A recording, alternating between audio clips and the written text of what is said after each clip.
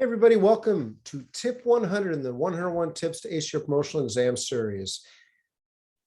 I'm Steve Prisbrowski, happy to be here, and I thank you in advance for the gift of your time for listening, whether it's this episode or the other episodes. So, as a reminder, my website, code3firetrain.com, has a lot of great free information on it. Check it out if you haven't done so.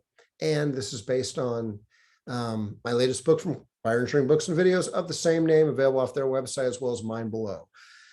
Tip 100. I think it's critical to involve your family, your friends, and your crew in the process as soon as possible. Don't hold the cards tight, meaning if you are thinking about getting promoted at some point in your career, don't wait to get your family, friends, and crew involved. There's a lot of good reasons why, and I'll touch on those. It's important because, first of all, you need their support.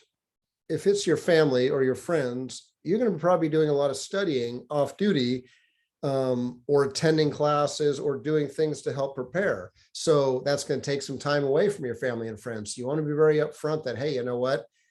I need to be able to carve out some time to help study and prepare. Now, it's hard sometimes for family and friends that are not in the fire service to understand this, but it's important for you to convey that to them that, hey, I need a little bit of this time. It's going to be beneficial in the long run because a lot of people don't understand, especially if they don't work in the fire department or in the fire service, what the promotional process consists of and how much studying actually involves, not just reading to prepare for the written test, but practicing simulations, practicing role play exercises, going to classes, working with your peers, talking with your mentors. I mean, it's a full-time job getting the job, not to mention getting the promotion, as I tell people. So I think it's critical to involve your family and friends. Just let them know the time that you're going to need. And, hey, I'll pay you back when I'm promoted, but for right now, I need to spend some time and energy. Plus, you'll never know what type of support they may give you. I mean, hopefully good support, but suggestions, especially if they are in the fire service, or even if they're not in the fire service, they can still provide some good, valuable support, maybe some guidance. Obviously, your crew is very important to help out too, because, when I was a captain going for battalion chief, no different firefighter going to captain, I made sure I was talking with my current boss and other people in that rank that I aspired to and picking their brains, getting their feedback, having them put me through scenarios, so I was trying to exhaust every resource. Same with my crew. Hey guys, I'm getting ready for the battalion chief's test. You guys maybe help throw some questions at me, prepare me. Of course, they love to stump the chump or put you in the hot seat, but all in good fun. So, and plus, even when you're at the firehouse, you're going to need to take time out of that shift to study at times. So you want to make sure they're all in so they can hopefully support you, and I think the best way to do so is just be upfront, be honest, let them know your aspirations. And if it truly is a dream, a goal, and you share that passion, enthusiasm, why would anyone be, nope, I'm not going to help you out. I'm not going to support you. Why the hell are you? Well, there's always those naysayers. I get that. But, for someone that's passionate about something, let's support their career dreams, their goals. Let's help them out. When to do so, earlier the better. I mean, I think a good study plan starts years in advance and is not rushed. And it's something that's well thought out and prepared and planned to do. So think about stuff well in advance. I've touched on some ways that your family, your friends, crew members can assist. I mean, if nothing else, maybe just bouncing things off. And sometimes, well, they don't work at the fire department like your family.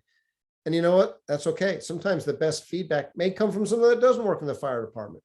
Or maybe you have your wife that works, say, in business. Maybe your wife is the HR director for a private company. Well, I bet you she can probably provide some advice as well, too, because the interview process there is not that drastically different, I bet, from your fire department.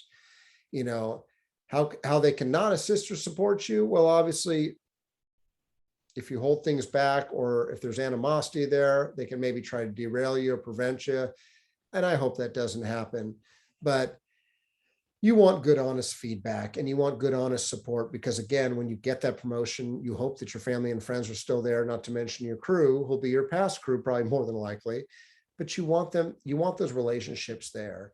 Obviously, here's some shots, of just having that support, whether it's, at that promotional examination where you're going to have your parents pin your badge on you, or your kids or your spouse or your crew members or whatever it is. But you got to involve your crew. You got to involve your family, your friends. If nothing else, just to thank them in advance, ask for their patience, their forgiveness.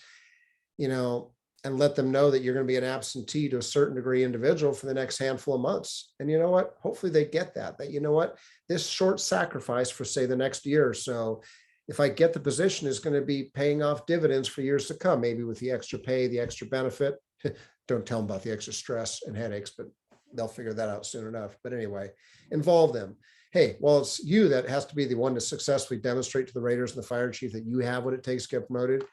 Don't forget that those that supported you in your pursuit, that will hopefully be there until the day you die. I mean, it is so nice and refreshing when I hear people, when they get promoted, they're doing their acceptance speech of, I want to thank the fire chief for the promotion. Usually the first people they thank is their family, because you think about it, especially if you have a spouse and kids, there's a lot of sacrifices they've had to make to help support you in your dreams. And there's nothing wrong with that. It should be mutual support, just like you would hopefully support them in their aspirations for whatever it is, personal life, professional life.